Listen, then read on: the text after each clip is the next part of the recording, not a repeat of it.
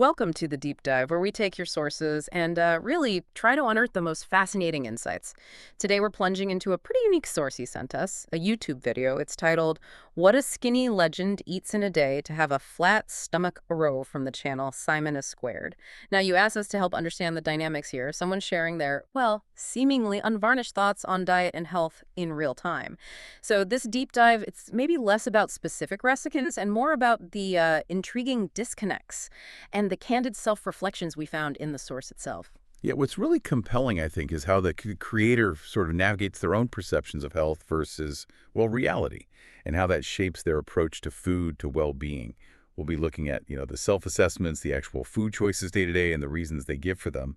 Okay, let's unpack this then. See what unexpected nuggets, what insights we can find about self-awareness and that often bumpy quest for health. So right off the bat, the creator in this video makes a really striking declaration. They just state, I'm really, really unhealthy. And they add, this is what I've been eating in the past few days. hmm Sets a very candid tone, doesn't it? Almost confessional. That initial self-assessment is, well, it's incredibly potent. It immediately flags that very human challenge, trying to reconcile a feeling or a perception of maybe deteriorating health with the reality of daily habits. That upfront honesty sort of creates a frame, Yeah. a lens through which we view everything else that follows the food, the comments. Right. And that feeling, that self-perception, it comes up again later, even more starkly, actually. They say, my health is deteriorating. Hmm. It's clearly not just a passing thought for them. It feels like a recurring theme, almost alarming. Absolutely. And this isn't just a casual remark. It points to a really deep internal tension, I think. On one hand, there's this clear awareness of decline, like an alarm bell ringing inside. But on the other hand, we're about to see the day-to-day choices that might, feed into that feeling, or maybe even contradict it. It sets up a pretty compelling narrative for us. Okay, so let's trace this journey through their day. Let's watch how intentions seem to clash with immediate desires. It starts with the first meal mentioned, oatmeal with soy milk. Simple enough. But they do explicitly point out no berries, which they say they usually include. A small detail, maybe. Maybe. Or maybe it's the first tiny sign of deviation from the ideal. Well, following that, we see a pretty clear deviation. The video shifts focus to a bubble tea's taste test, which feels, very casual, certainly less conventionally healthy than maybe a planned snack or something. It feels more about enjoyment than strict nutrition right there. Yes, that's a good point. A deliberate choice for pleasure rather than perceived health benefits. And it's interesting, too, how even in a video focused on personal health, another side of their online presence pops up. There's an ad break, a commercial for Letty Shops, which is an international cashback service, offers deals from places like AliExpress, ASOS, Sephora. That integration is subtle, isn't it? But significant. It Yeah. just sort of underscores the multifaceted nature of creating content online. Personal insights right alongside commercial partnerships. It's all woven together. Right. So moving on from bubble tea and cashback, they describe another meal, they say. Two non-nutritional yeast, and I'm just vegetables with the chamomile tea, and then add with tuna. Now that phrase, non-nutritional yeast, that's a bit unusual, isn't it? What do you make of that part? That's a fantastic catch. It really jumps out. It sounds like a misstatement, perhaps. Maybe a slip of the tongue. Or just a very casual way of describing, I don't know, plain vegetables. Or maybe they meant no nutritional yeast.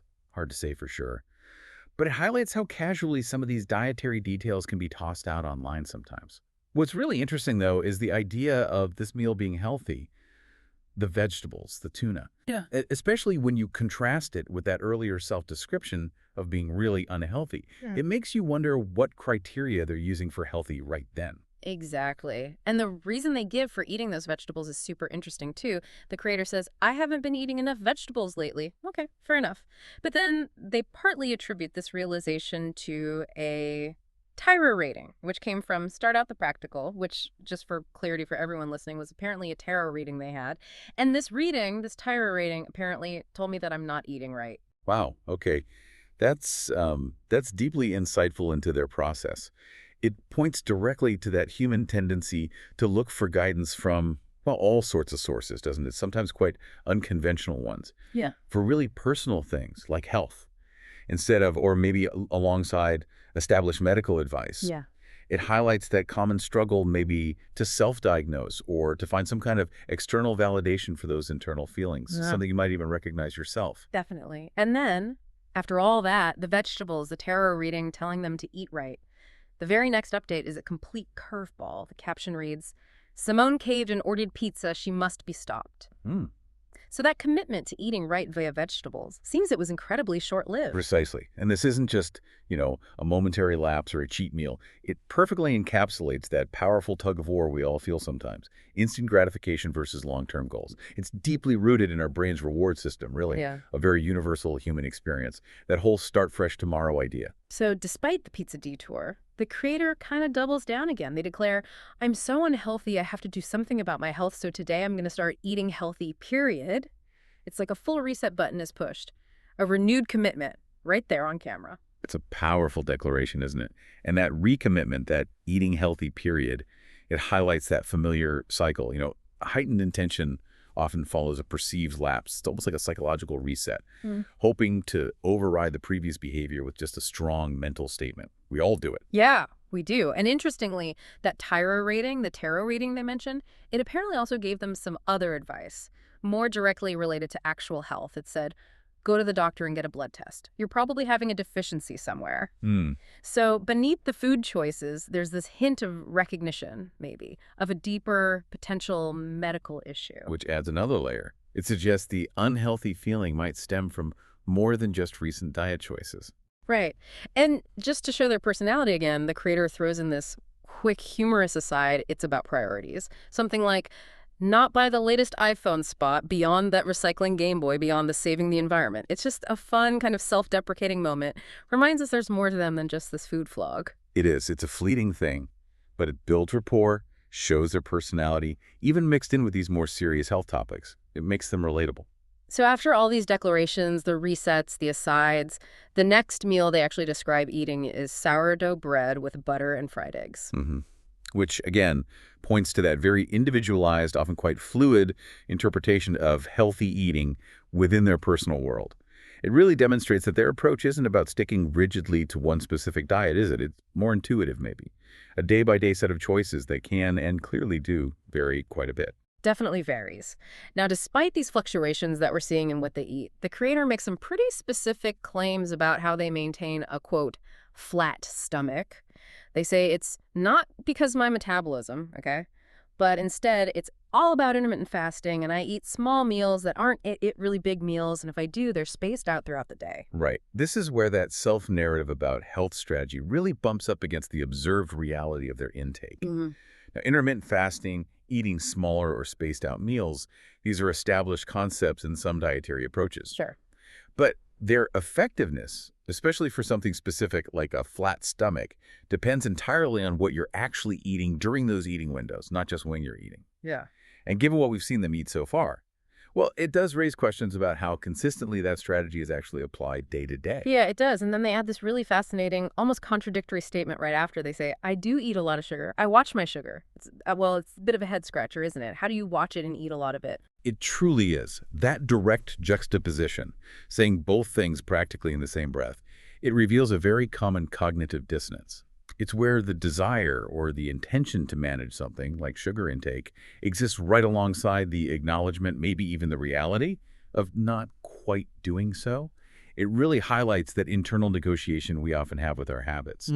Wanting to be in control, but simultaneously giving in to impulses or cravings. Yeah. It's very human. Okay. The narrative takes another interesting turn with what the creator calls the first actual meal I've literally cooked in like a very long time. This sounds like a big deal for them. And the meal is pretty substantial. It includes a fat chunk of mashed potato, a fat steak, and a massive bowl of vegetables with gravy. They even add a little tip. If you put gravy on, your vegetable's going to eat a lot more. Now, this could be seen as a positive step, couldn't it? Towards incorporating more substantial, maybe nutrient-dense meals cooked at home, especially with that massive bowl of vegetables. That sounds good. However, the framing, first actual meal I've cooked in a very long time, that immediately undercuts any sense of this being a consistent habit. It actually reinforces the pattern of inconsistency we've seen all along. It's an event, not a routine. Good point. And finally, just to round out the day, they mentioned some last-minute snacks, just nuts and salad. So to really try and encapsulate their whole approach, the creator sums up their eating schedule with this absolute gem. Ready? I darn imitating schedule. I just go through life and ate whenever I want in whatever quantity, whatever I feel like bury. That last word seems like a typo or slur, but the message is clear. That's quite a philosophy. No schedule at all. Indeed. And when you put it all together, when you synthesize this whole journey we've just tracked, the initial self-diagnosis of being unhealthy, the specific food choices, the oatmeal, the bubble tea, the pizza, the steak dinner, the claims about intermittent fasting, the conflicting sugar comment, and then this final statement about having absolutely no schedule, just eating whenever, whatever. It becomes abundantly clear why the creator themselves described the video in their own description box as kind of really confusing. It absolutely is. It's a candid, unfiltered, real-time look at the messy, nonlinear, and often contradictory process of just being human and making decisions around health and diet. It seems driven much more by impulse, mood, and shifting intentions than by any kind of rigid plan. It's a fascinating and I suspect quite relatable snapshot of modern self-management struggles. So let's bring it back. What does all this mean for you, the learner, who asked us to unravel this unique source, this deep dive? It wasn't just about listing someone's diet, was it? It was really a compelling look at that very human journey. Self-perception, health goals, aspirations, and then the often unvarnished reality of daily habits. Exactly. And if we connect this to the broader human experience, it powerfully illustrates how different individuals interpret health information, how they act on it or maybe don't act on it. Shows the humor and sometimes the quite poignant insights that pop up when our personal aspirations clash head-on with the daily realities of impulse, circumstance, maybe even external advice like tarot readings. It's a dynamic many of us navigate daily. It really shows how those internal stories we tell ourselves about our health, about who we are, what we should be doing, can sometimes diverge so wildly from our observable actions day to day. It's about that constant grapple with contradiction, isn't it? It is, and that leads us, I think, to a really powerful question for you to consider listening to this. How do your own perceptions, your feelings about your health, your habits, how do they align with your actual daily realities? And maybe what hidden influences or internal narratives or even external tire ratings might be shaping your approach to your own well-being? Something to reflect on.